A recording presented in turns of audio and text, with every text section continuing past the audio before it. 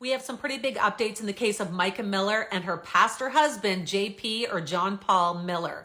We have got documentation now, an affidavit that was filed by Mica's brother and sister. Her sister Sierra is trying to get power of attorney back from this man. The cause of death for Mica has also been released, and it looks like a statement from the church about what is happening with John Paul Miller right now has also been released.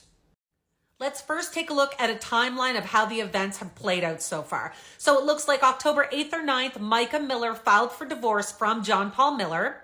In February, however, on February 13th, the October divorce was then dismissed.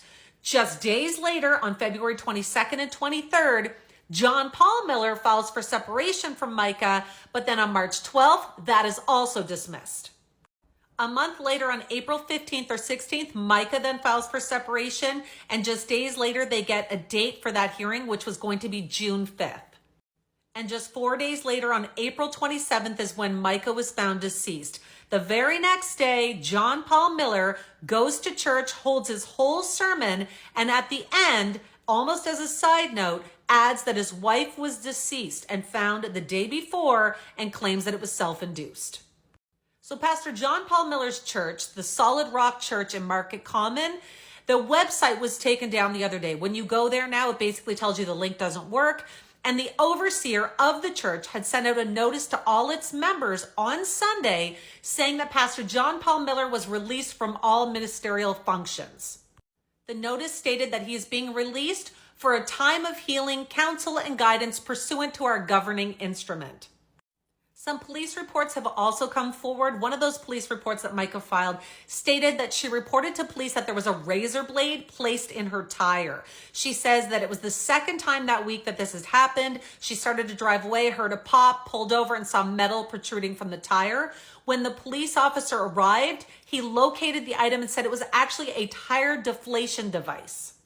The report stated that Mica said strange things had been happening to her recently. She believed people were following her and that she was being watched. She did, of course, name the person she thought was behind this, but the name was redacted for privacy, but everyone is assuming that it was her husband at the time, John Paul Miller. Now, police officers did say that they couldn't move forward with an arrest or do anything with this because there wasn't enough evidence as to who had done this to her. After this incident, Mica then had to contact the police again. She said that when she left the scene after the officer had helped her fix the tire, she went to get gas and then went to the East Coast Honda dealership. When she went to the gas station and started to pump gas, the suspect pulled up and tried to talk to her. She told the person she didn't want to speak. She got her phone out to record them and the person sped off. She said once she got to Honda, however, the person arrived again, and that's when she contacted police. The officer arrived at the Honda dealership, and while he was standing there talking to Mica, she received a phone call from a blocked caller ID. When she answered it, it ended up being the suspect. The officer says he took the phone, spoke to the suspect, advised them that the victim did not want any further contact, says that the suspect acknowledged this and hung up the phone. The police officer also noted that Mica told him she was afraid for her life at this time. Once the officer left, Mica then later called him to say mechanics at the Honda dealership found a tracking device on her car. About an hour later, the officer says Mica contacted him from the magistrate's office where she was there to get a restraining order against her husband. The officer met her at this location to get the tracking device, and while they were standing outside talking, a vehicle drove by and Mica noticed it was the suspect's vehicle. They both looked at the vehicle and it sped off. Mica's cause of death was also released today. Now, this is still under investigation, but the medical examiner made the following statement. He said, based on the nature of the wound, that it is consistent with a self-inflicted gunshot wound, and it was not in the back of the head as it had previously been speculated. Mica's sister Sierra and her brother Nathaniel have filed paperwork, and the affidavit has now been released. They are looking to take over the estate from Mica and get power of attorney away from her husband. I'm going to post another video explaining in detail those affidavits because there is a lot of information on what Mica had told her family about what was going on with her husband at the time. We now have copies of the affidavits that her sister Sierra and her brother Nathaniel filed. They have now filed applications for her sister Sierra to become the special administrator of her estate. This would mean that Sierra would represent Mica in probate court against Pastor John Paul Miller. There was a lot revealed in these affidavits. I'm going to go through it with you. I will share you what was written in both of their affidavits, and they claim that this information was told to them by Mica. So the first thing to note was in Sierra's application, she says that she was extremely close with her sister, that they talked all the time on the phone and they texted daily. She said that Mica confided in her about lots of what was going on with her husband, Pastor John Paul Miller. Now, she claims Mica told her people had been following her, that they had been tracking her. As you know, there were police reports filed saying that her tires were slashed and that she was being followed and possibly watched. Sierra shared that Mica had talked about the violence and abuse she was suffering at the hands of her husband, that she told family members this, as well as some of the church congregation.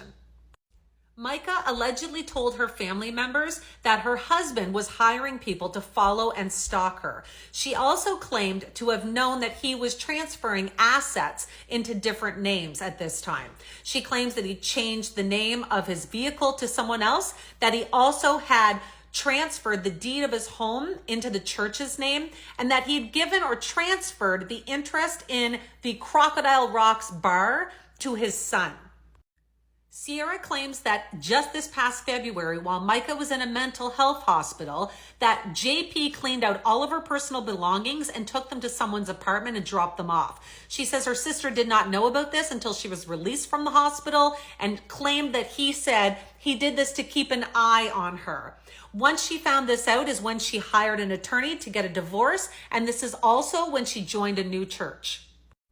Sierra also stated that at this time, when Mica went into the hospital, she had been trying to collect information on her husband to give to her attorney to support her claims. She said that she had information on his character, on the abuse, on his paramours, it was worded, which of course are lovers or having affairs.